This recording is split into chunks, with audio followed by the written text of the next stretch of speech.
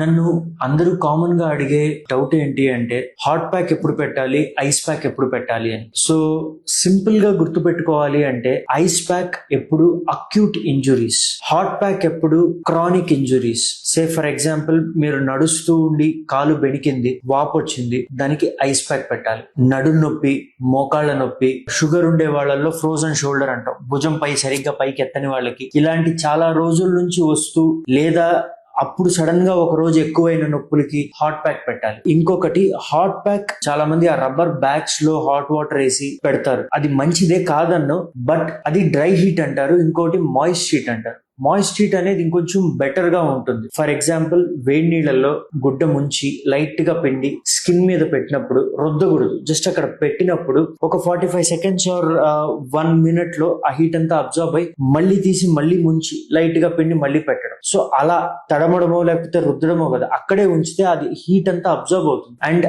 Ice pack at the same time injury అయినప్పుడు లేకపోతే అప్పుడే ఉన్న పడ్డి లేదా బెనకడమో అలాంటి సిచ్యువేషన్ లో ఐస్ ప్యాక్, క్రానిక్ వాటికి హాట్ ప్యాక్.